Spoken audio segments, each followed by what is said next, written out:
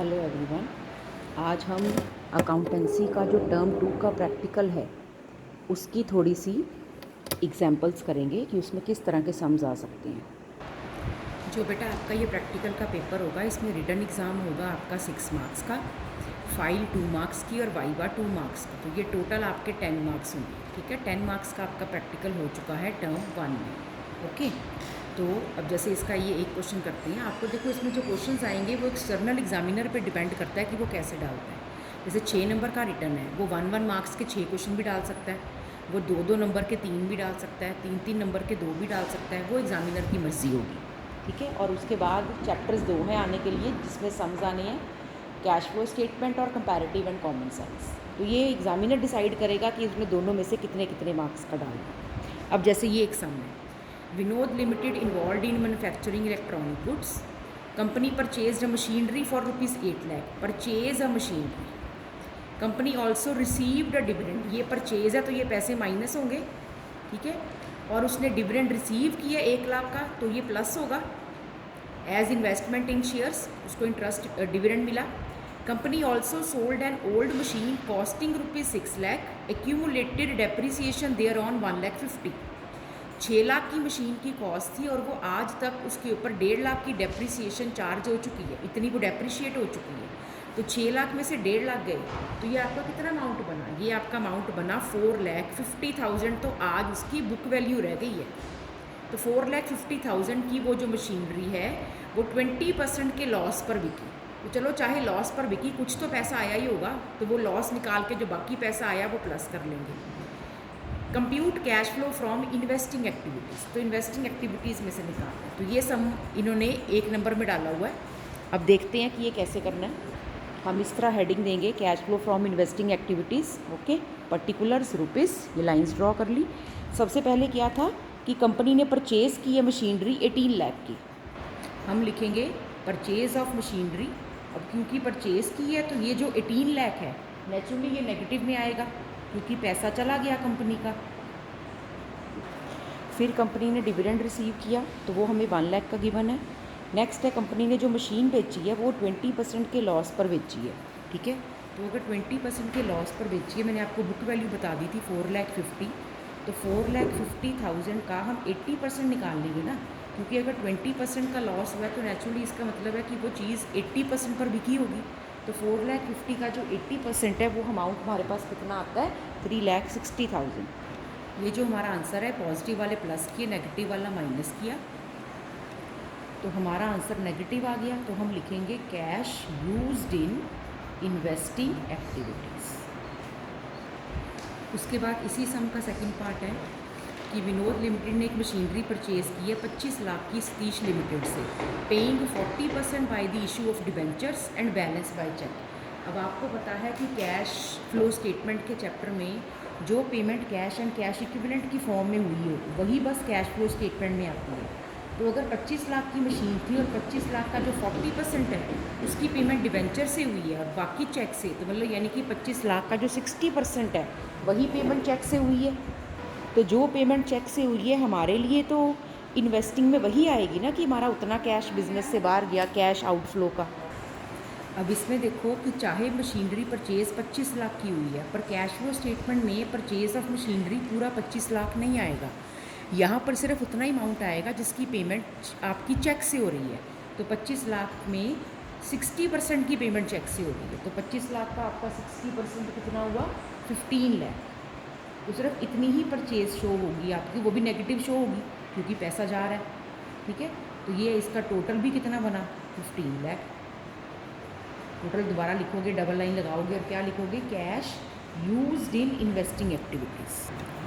अब जो next question है इसमें क्या है कि following information is provided by Vinod limited for preparation of common size statement of P&L। ठीक है, कॉमन साइज स्टेटमेंट बनानी है ऑफ P&L।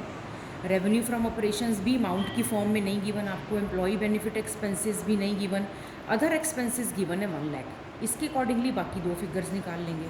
अब आपको क्या कैलकुलेट करने को बोला है? What will be the percentage of employee benefit expenses while preparing common size statement of P&L। अब एम्प्लॉय बेनिफिट एक्सपेंसेस की परसेंटेज क्या है वो निकालनी है जब हम कॉमन साइज स्टेटमेंट बनाएंगे। और अदर एक्सपेंसेस की परसेंटेज क्या है वो निकालनी, यानी कि हमें एक तरह से कॉमन साइज स्टेटमेंट बनानी पड़ेगी और उसकी मिसिंग फिगर्स निकालनी पड़ेगी। तो उसका परफॉर्मा बनाते हैं पहले। वैसे आप इसके लिए पूरी स्टेटमेंट ना भी बनाओ तो भी चलेगा, क्योंकि हमें कौन सा सारी की सारी आइटम्स गिवन है, ठीक है। इसलिए आप ये स्टेटमेंट की फॉर्म में चाहे ना ही बनाओ, सीधी फिगर्स कैलकुलेट कर दो। मैं तो परफॉर्मा बना के इसलिए बता रही हूँ कि आपको जब परफॉर्मे के अंदर चीज़ को देखोगे ना तो आपको याद आएगा कि हाँ ऐसे कैलकुलेट करते थे। बाकी ये मिसिंग फिगर्स वाले समय ये बनाने की ज़रूरत नहीं है, ठीक है।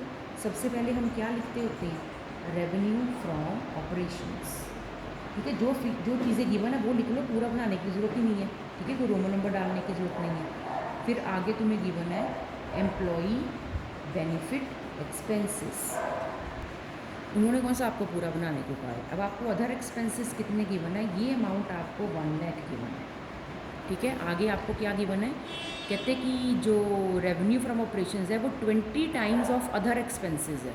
तो अदर एक्सपेंसेस आपके 1 लाख है, तो अगर अदर एक्सपेंसेस 1 लाख है तो रेवेन्यू फ्रॉम ऑपरेशन 20 लाख हो गया।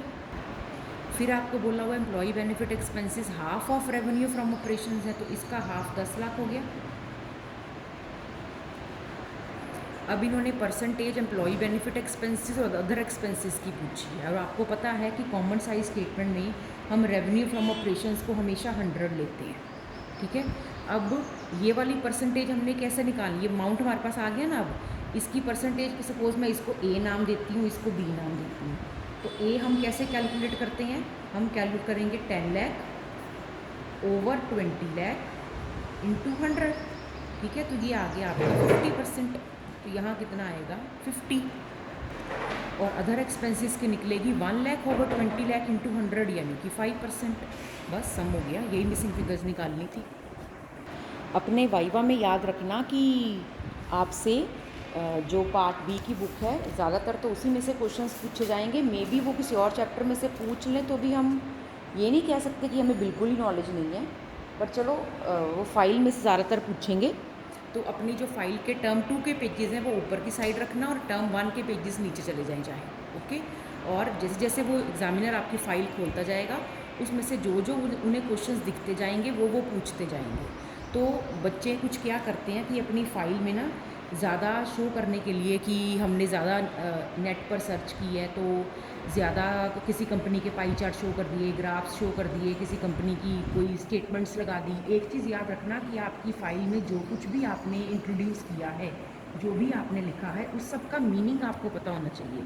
ये ना हो कि आपने फ़ाइल में कुछ ऐसे चार्ट्स, कुछ ऐसी चीज़ें लगा रखी हैं कि जो एग्जामिनर आपसे पूछ बैठे तो आपको खुद को ही नहीं पता कि वो क्या है। फ़ाइल का एक एक वर्ड आपको पता होना चाहिए। अब देखो ये 4th part, while preparing comparative statement of P&L, ठीक है। तो कंपैरेटिव स्टेटमेंट की बात हो रही है अब, तो हमें वो बना के सोचना पड़ेगा कि उसमें आइटम्स कैसे कैलकुलेट होती हैं। It was found that revenue from operations show 25% increase. अब याद करो कंपैरेटिव स्टेटमेंट में 4 बॉक्सेस होते हैं, ठीक है। सपोज ये 2020 का, ये 2021 का, फिर इसमें हम चेंज लिखते हैं और फिर चौथे बॉक्स पे हम परसेंटेज चेंज लिखते हैं, ठीक है। तो revenue from operation show 25% increase, तो रेवेन्यू फ्रॉम ऑपरेशन में 25%, यानी कि आपको ये 25 गिवन है, दैट इज़ 10 लाख, यानी कि 10 लाख, यानी कि आपको ये 2 कॉलम्स गिवन है और ये 2 निकालने हैं, ठीक है। चलो पहले इतना शुरू करते हैं। अब सबसे पहले तो इमेजिनरी सोच लो कि जैसे आपने ये अपनी कंपैरेटिव स्टेटमेंट बनाई हुई है, इमेजिनरी फिगर से सोच लो, ठीक है। 4 बनानी नहीं है प्रॉपर, वैसे ही है ना। और हम उन कॉलम्स को क्या कहते होते हैं, A, B, C और D कहते हैं ना। और D हम कैसे निकालते हैं, C ओवर A इंटू 100, याद है। अब सपोज यहाँ पर है रेवेन्यू फ्रॉम ऑपरेशंस। अब इन्होंने क्या लिखा है यहाँ पे कि revenue from operation show 25% increase, यानी कि ये आंसर आपको 25 दिया हुआ है, दैट इज़ 10 लाख, यानी कि ये आपको 10 लाख दिया हुआ है, ठीक है। अब हमने सपोज करो ये 2 चीज़ें निकालनी, वैसे इन्होंने तो रेवेन्यू फॉर करंट ईयर ही पूछा है ये वाला, चलो मैं आपको बता देती हूँ। अब ये पूछा हुआ है रेवेन्यू फॉर करंट ईयर, ये ठीक है। चलो आगे चलते हैं। टोटल एक्सपेंसेस वर 42 लाख, एक आपको इसमें चीज़ दी हुई है, total expenses were 42 lakh in the previous year, previous year ये ए वाला होता है, यानी कि आपको यहाँ पर 42 lakh given and 55 lakh in the current year, ठीक, एक आपको ये वाली चीज़ पूछी है अभी, और what is the percentage change in total expenses, एक आपसे ये पूछा है। ये दो फिगर्स पूछी हैं, ठीक है।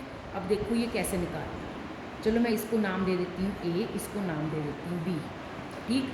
अब ए कैसे कैलकुलेट करेंगे, अब आप बताओ कि ये जो हम सी ओवर ए इंटू 100 करते हैं, ठीक, ये आपका आंसर D25 ऑलरेडी आया हुआ है। 25 is equal to C over A, C तो आपको 10 लाख गिवन है, over A column, A column मुझे नहीं पता, ठीक है, इसे ए लिख लो, इंटू 100। तो यहाँ से आपका ए का आंसर क्या आ जाएगा, वो आ जाएगा 10 लाख इंटू 100 ओवर 25। ये आपका 40 लाख आ गया, तो यहाँ पर आपने लिखा 40 लाख। ये जब 40 लाख आ गया तो मिसिंग फिगर ये पूछी हुई ना सम में, तो नेचुरली ये मिसिंग फिगर फिर क्या आई, अगर ये 40 लाख है और ये 10 लाख है तो नेचुरली यहाँ पर 50 लाख होगा, तभी यहाँ पे डिफरेंट 10 आया होगा। अब रह गया ये वाला अमाउंट बी, ठीक है। अब ये बी कैसे निकलेगा, सी ओवर ए इंटू 100, तो पहले सी निकालें, तो 55 में से 42 माइनस करो तो कितना आएगा, 13 लाख। तो ये कैसे निकलेगा, डी इज इक्वल टू सी कितना है 13 लाख ओवर ए कितना है 42 लाख इंटू 100, ये 30.95 आ रहा है, तो आपका ये वाला आंसर भी आ गया, ठीक है, 30.95। अब जैसे एक और क्वेश्चन देखो, question number 3, if credit sales are 18 lakh, आपको क्या गिवन है, credit sales is equal to 18 lakh, cash sale आपको गिवन है 25% of total sale, okay. Find out cash flow from cash sales under operating activities. अब अगर आपकी cash sale 25% of total sale है, ठीक है, तो अगर कैश सेल टोटल सेल का 25% है, तो इसको ऑटोमेटिकली इसका मतलब है कि जो क्रेडिट सेल्स है, देयर फोर क्रेडिट सेल्स 75% होंगी फिर टोटल सेल का। ये तो ऑटोमेटिकली मतलब है, क्योंकि परसेंटेज 100 होती है। अगर टोटल सेल में से 25% कैश की सेल है, तो ऑटोमेटिकली जो क्रेडिट की सेल है वो 75% होंगी, और ये क्रेडिट सेल की फिगर आपको गिवन है, ठीक है। तो क्रेडिट सेल आपको गिवन है 18 lakh is equal to 75% of, ठीक, टोटल सेल्स। तो यहाँ से आपकी टोटल सेल्स निकल जाएंगी। तो ये आपकी टोटल सेल कितनी आ गई 24 लाख। तो हमें क्या चाहिए, कैश सेल्स। तो कैश सेल्स कितनी गिवन है हमें, 25% ऑफ टोटल सेल, यानी कि आप 24 लाख का 25% निकाल लो। तो 25% क्या होगा, 1/4, ठीक है। तो 4 6 जा 24, तो ये 6 लाख आ गई। तो cash flow from cash cell कितना हुआ, 6 लाख। अब अगला सम भी कुछ ऐसा ही है, क्रेडिट सेल आपको 32 लाख गिवन है, तो हम लिखेंगे credit sales is equal to 32 lakh. अब इसमें कैश सेल्स आपको कितनी गिवन है, credit sale 32 lakh, cash sale 20% of total sale, तो वो लिख लिया। ये दो चीज़ें तो आपको गिवन थी, ठीक है। पर अगर कैश सेल 20% है तो automatically credit sale total sale का 80% होंगी। क्रेडिट सेल 32 लाख गिवन है is equal to 80% of total sale. यहाँ से टोटल सेल निकल गई 40 लाख। जब टोटल सेल निकल गई आपकी 40 लाख, तो उसमें से कैश सेल कितनी है, 20% ऑफ टोटल सेल, यानी कि कैश सेल 8 लाख हो गई। अब आगे बढ़ते हैं, find out cash flow from operating activities when the amount paid for purchase of raw material amounted to 6,57,000 and salaries paid 75,000। तो ऑपरेटिंग का जो डायरेक्ट मेथड होता है उसमें हम क्या करते हैं कि एक्चुअली जो हमें सेल से पैसा मिलता है या ऑपरेटिंग एक्टिविटी से मिलता है उसको प्लस करते हैं, और जो हम ऑपरेटिंग एक्सपेंसेस कैश में पे करते हैं ऑपरेटिंग एक्टिविटीज़ की पेमेंट्स को माइनस करते हैं। तो वो पेमेंट्स आपको यहाँ पर इस सम में 2 दी हुई हैं, ठीक है। अब आपका कैश सेल का पैसा यहाँ पे आ गया 8 लाख, और कैश रीड फ्रॉम सेल्स और कस्टमर्स, और cash paid to supplier and employees कितना आपका 6,57,000 और 75,000, इसका टोटल हो गया आपका 7,32,000। तो ये आपका आंसर कितना आ रहा है 68,000, और ये आंसर आपका पॉजिटिव है। तो ये कैश फ्लो हुआ, यूज़ नहीं हुआ, और फ्लो भी पॉजिटिव, मतलब बिजनेस में पैसा आ रहा है। अब जैसे एक ये वाला क्वेश्चन है, आपको ऐसे बनी हुई भी कोई कंपैरेटिव कॉमन साइज़ आ सकती है जिसमें कि मिसिंग फिगर्स आपने कैलकुलेट करनी हो, ठीक है, जैसे ये बनी हुई है शेयर कैपिटल, आपको ये दे दी प्रीवियस ईयर की, करंट ईयर का एनी चेंज दे दिया, प्रपोर्शन एनी, ठीक है। तो ये आप कैसे कैलकुलेट करोगे? अब जैसे ये एब्सोल्यूट चेंज 1 लाख है, ठीक, तो नेचुरली फिर और पॉजिटिव है, ब्रैकेट भी नहीं है, तो मतलब यहाँ पर फिर 6 लाख होगा, तो ये 6 लाख हो गया, तभी 6 में से 5 की 1 आया होगा। और ये प्रोपोर्शनेट चेंज आप कैसे निकालोगे? ठीक, ये आप कैसे निकालते हो? C/A × 100, यानी कि ये आप निकालोगे 1 लाख ओवर 5 लाख इंटू 100, तो ये आपका आ गया 20%। ओके, ये हमने कैलकुलेट कर लिया। अब नेक्स्ट देखते हैं, यहाँ पर ये फिगर मिसिंग है, तो अगर चेंज 2 लाख कर वो भी नेगेटिव है, तो इसका मतलब यहाँ पर 3 लाख होगा, तभी 5 में से 3 गए, यहाँ पे 2 लाख आया होगा। अब ये परसेंटेज कैलकुलेट करनी है, ये कैसे कैलकुलेट होगी? 2 लाख ओवर 3 लाख इंटू 100, तो ये आपका आ गया 66.67%। तो ऐसे मिसिंग फिगर्स निकालनी भी आपको आ सकती है। ओके, अच्छा, अब वाइवा में क्या पूछ सकते हैं? वाइवा में आपसे कैश फ्लो स्टेटमेंट का मीनिंग पूछ सकते हैं, कैश फ्लो का मीनिंग पूछ सकते हैं कि वो इनफ्लो होता है, आउटफ्लो होता है। नो फ्लो कोई फ्लो नहीं होता, ठीक है, फ्लो 2 ही तरह का होता है, इनफ्लो या आउटफ्लो। फिर आपसे कैश एंड कैश इक्विवेलेंट का मीनिंग पूछ सकते हैं, सिग्निफिकेंट नॉन कैश ट्रांजैक्शंस का मीनिंग पूछ सकते हैं। सिग्निफिकेंट मतलब बहुत इंपॉर्टेंट ट्रांजैक्शन, जैसे अभी हमने एक सम किया था कि जिसमें कंपनी ने मशीन खरीदी थी और बदले में पेमेंट थोड़ी चेक से की थी और थोड़ी डिबेंचर्स के थ्रू की थी, तो ट्रांजैक्शन तो बड़ी सिग्निफिकेंट है, पर नॉन कैश होने की वजह से इसको कैश फ्लो स्टेटमेंट में हमने जगह नहीं दी, पर ट्रांजैक्शन बड़ी सिग्निफिकेंट थी, कोई मामूली सी नहीं थी। फिर एक्स्ट्रा ऑर्डिनरी आइटम्स का मीनिंग पूछ सकते हैं, ठीक है, मैंने कैश एंड कैश इक्विवेलेंट बता दिया। फिर ऑपरेटिंग, इन्वेस्टिंग, फाइनेंसिंग का मीनिंग पूछ सकते हैं, उन तीनों के एग्जांपल्स पूछ सकते हैं, 2 ऑपरेटिंग के बताओ, 2 इन्वेस्टिंग के बताओ। इन्वेस्टिंग फाइनेंसिंग के बताने तो आपके लिए बड़े आसान होंगे। इन्वेस्टिंग में sale of machinery, purchase of machinery, है ना, sale of investment, purchase of investment. Financing में डिबेंचर इशू किए, डिबेंचर रिडीम किए। प्रॉब्लम आती है ऑपरेटिंग में। ऑपरेटिंग में जब वो 2 एग्जाम्पल पूछते हैं तो बच्चे ने सारा साल ऑपरेटिंग में क्या लिखा होता है? Depreciation, goodwill return of, patent return of. फिर बच्चा सोचता है कि 2 एग्जाम्पल यही हैं, पर नो, जो ऑपरेटिंग का आंसर है वो इनडायरेक्ट मेथड से निकलता है। इस कारण आप ऑपरेटिंग एक्टिविटी कैलकुलेट करने के लिए जो भी लिखते हो एक्चुअली वो ऑपरेटिंग एक्टिविटीज़ नहीं है,